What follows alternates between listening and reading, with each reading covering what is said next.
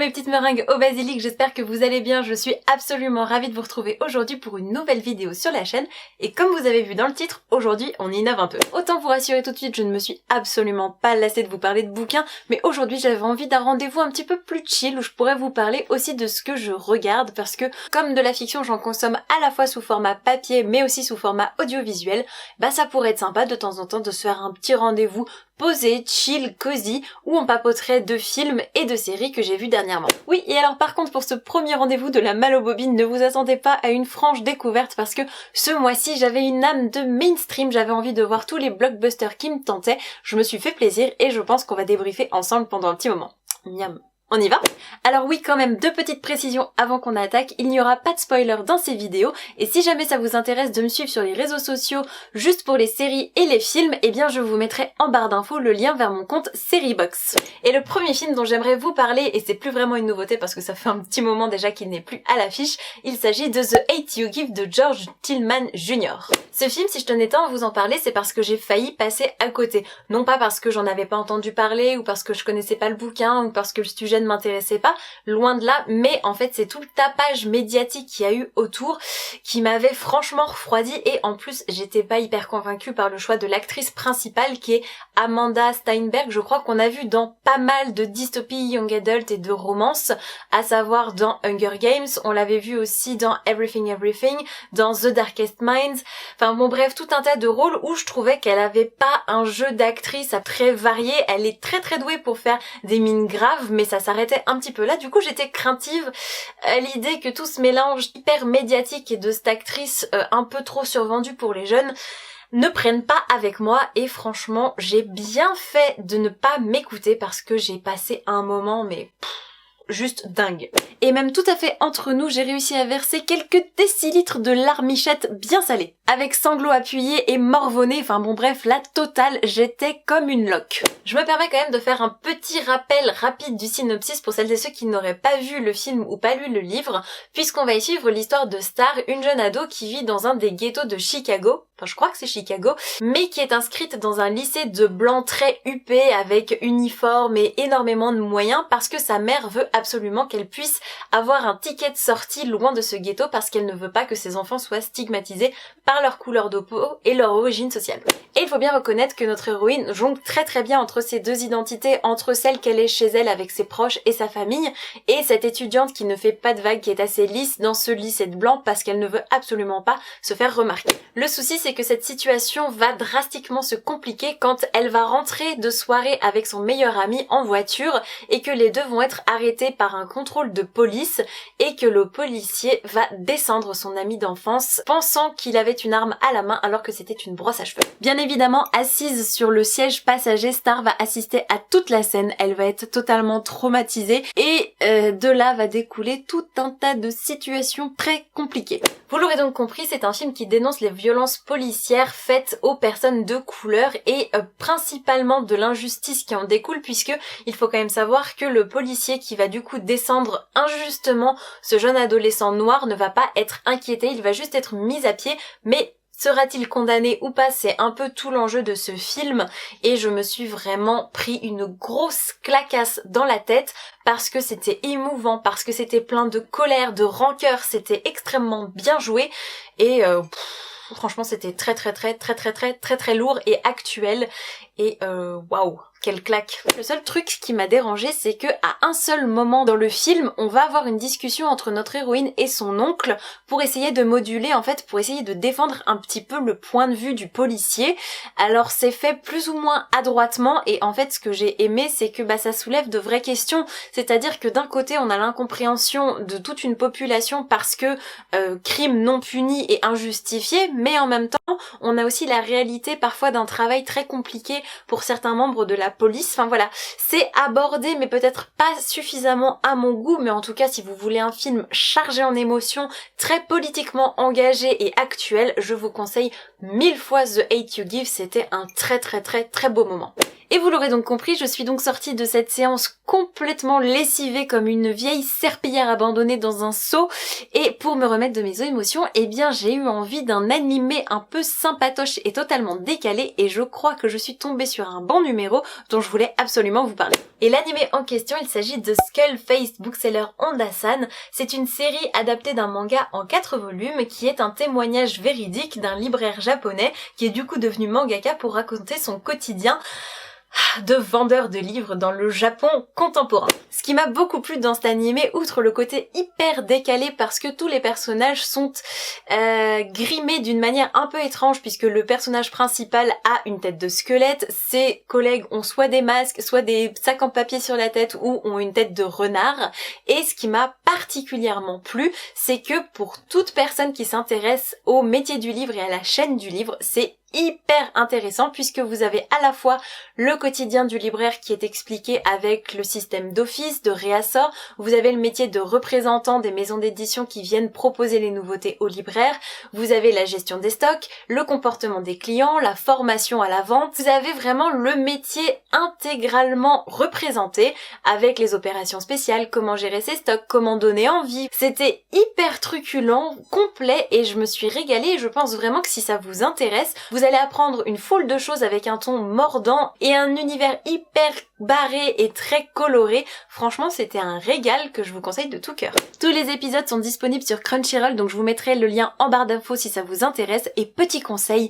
à force, je vous conseille de sweeper le générique parce que alors cette musique de métal, quand vous vous enchaînez tous les épisodes, ça vous file un mal de crâne carabiné, c'est terrible. Après cette petite incartade dans le domaine de l'animation japonaise, j'avais très envie de vous parler d'un film français que je suis allée voir récemment, qui n'est nul autre que Le Mystère Henri Pic, l'adaptation cinématographique du roman de David Fuenquinos, qui était sorti il y a un moment chez Gallimard dans leur collection blanche. Et je vous avoue que même si le bouquin traîne dans ma palle depuis des plombes, et ben j'ai toujours pas pris la peine de le lire.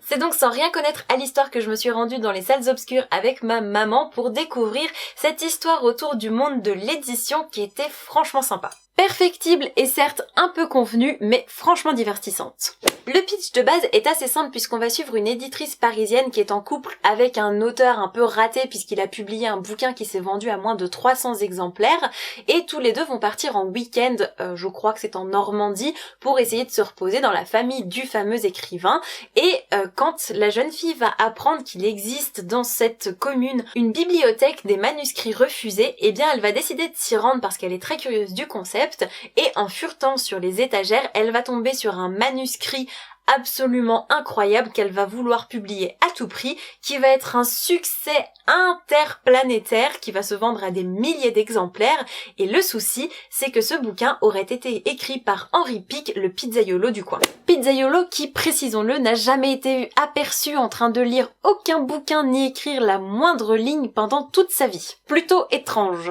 Il n'en fallait pas moins pour qu'un éminent critique littéraire qui pourrait ressembler bon an mal an à notre François Bunel et interprété par Fabrice Lucchini fasse la bourde sur son plateau en direct de demander à la veuve d'Henri Pic si elle est bien sûre que son mari est à l'origine de ce bouquin. Ça va être le tollé général, il va être viré de son job, sa femme va le quitter et du coup il n'a plus rien d'autre à faire de ses 10 doigts que d'aller au fond du mystère et d'enquêter lui-même par ses propres moyens. Je m'arrête là pour l'histoire et sincèrement j'ai passé un excellent moment au cinéma parce que déjà j'aime beaucoup Fabrice Lucchini, même si je trouve que sa palette d'expression en tant qu'acteur est assez limitée. J'adore sa manière de parler, il pourrait me parler d'un micro-ondes pendant des heures.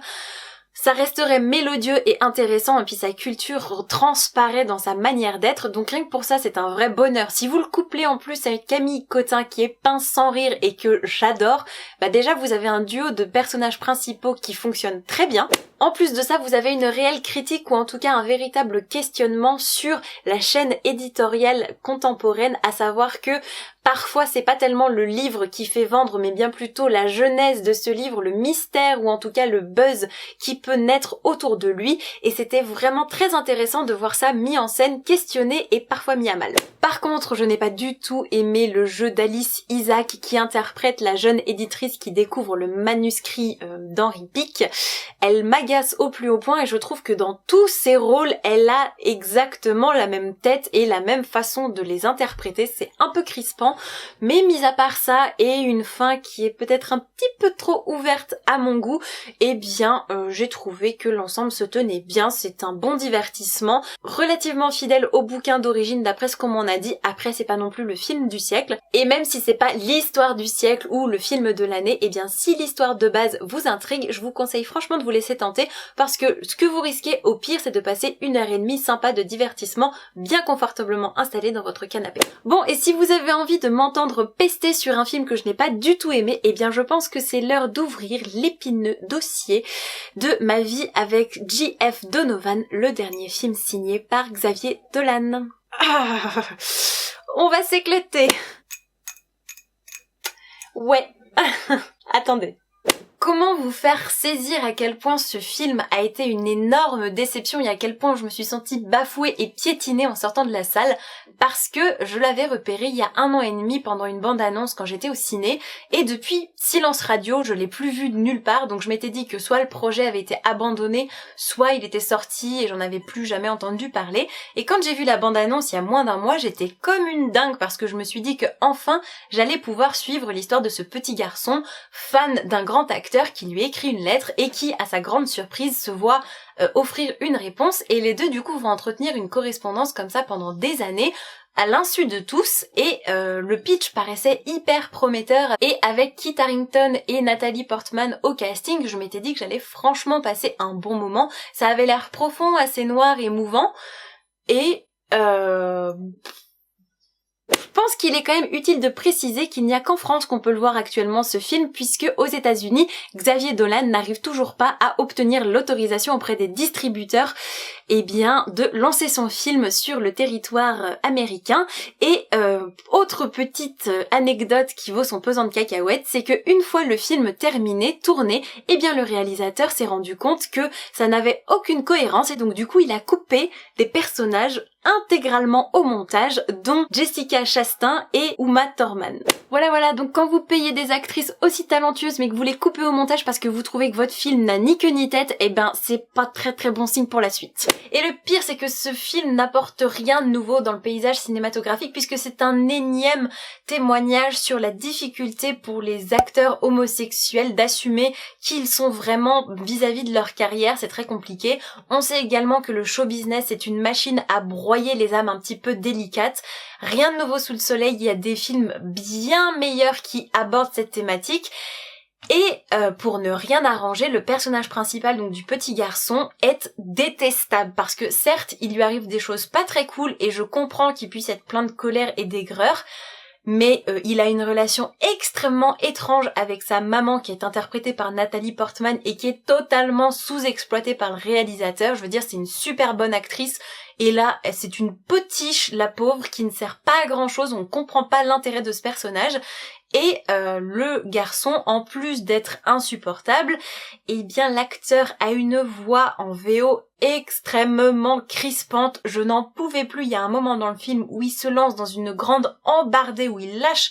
tout. Oh, mon Dieu, sa voix atteint des octaves non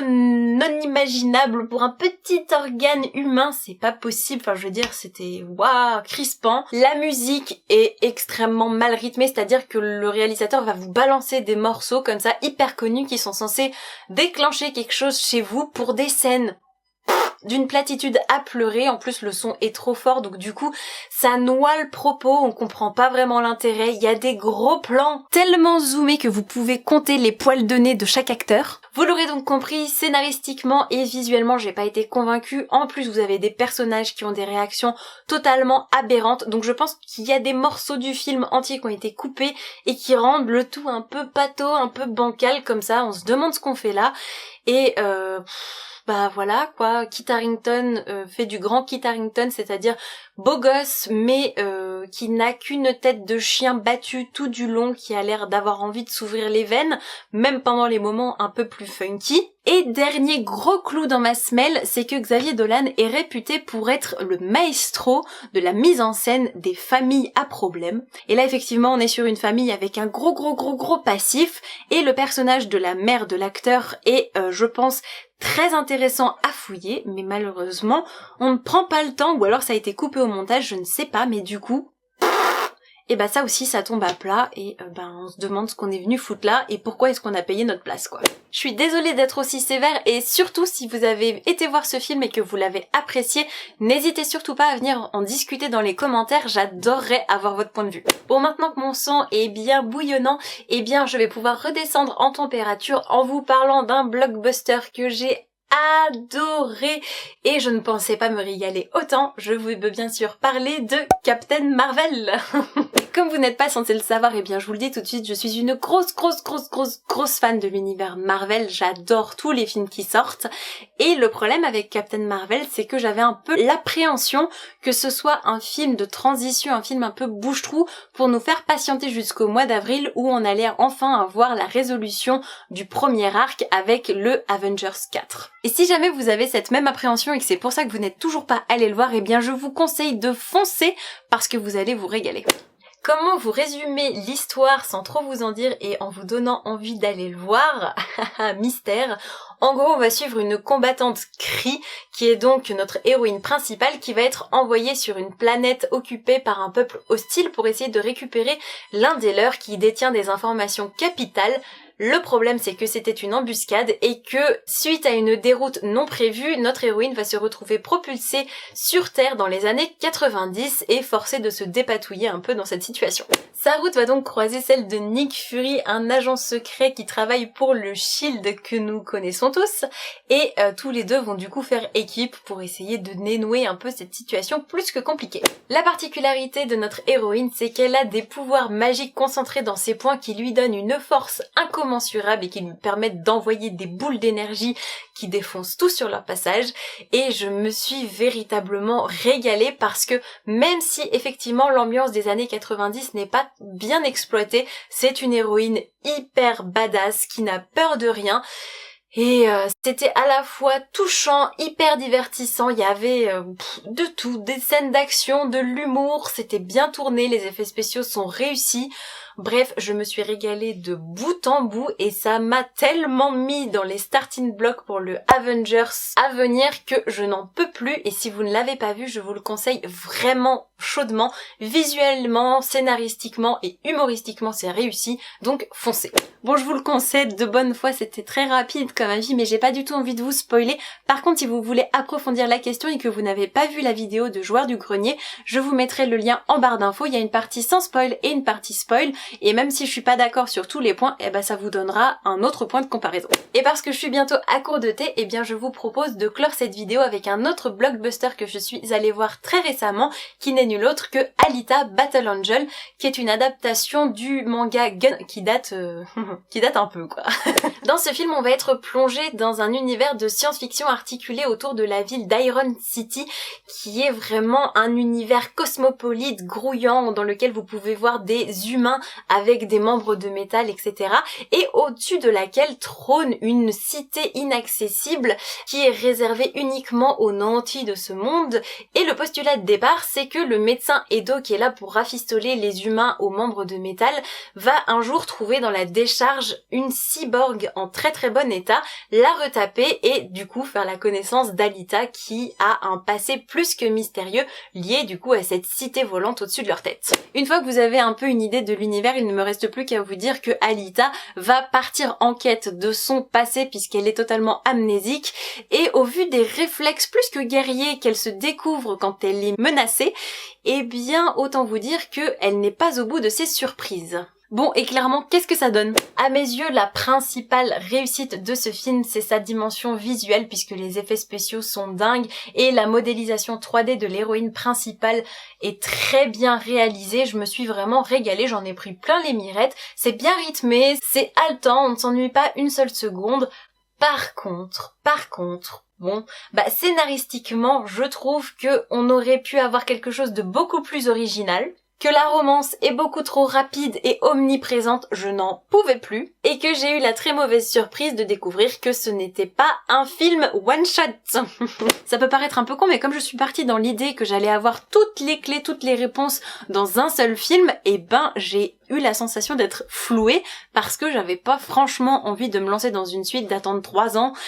Et du coup, ben, c'était un peu dommage, quoi. Je suis pas persuadée que ce soit un immense succès au box-office et sincèrement, c'est pas forcément le film que je vous recommanderais si vous avez envie d'aller voir un univers hyper fouillé, abouti, avec une intrigue de dingue, parce que oui, visuellement, vous allez en prendre plein les mirettes et oui, vous allez abandonner votre cerveau pendant 2 heures parce que vous allez être diverti, mais pour autant, ça casse pas non plus 3 pattes à un canard et vous vous lancez encore une fois dans une série. Donc après, c'est à vous de jauger. J'ai pas passé un mauvais moment, mais c'était pas inoubliable. Et c'est en même temps que ma tasse de thé à la menthe que cette vidéo s'achève et j'espère franchement que cette première édition de la Malle aux bobines vous aura plu. N'hésitez pas à me dire ce que vous en avez pensé dans les commentaires, histoire que je sache si c'est un rendez-vous que vous aimeriez revoir de manière fréquente sur la chaîne ou pas. Moi, en attendant de vous lire, il ne me reste plus qu'à vous souhaiter de merveilleuses rencontres de papier et à vous dire à très vite pour la prochaine vidéo. Ciao ciao!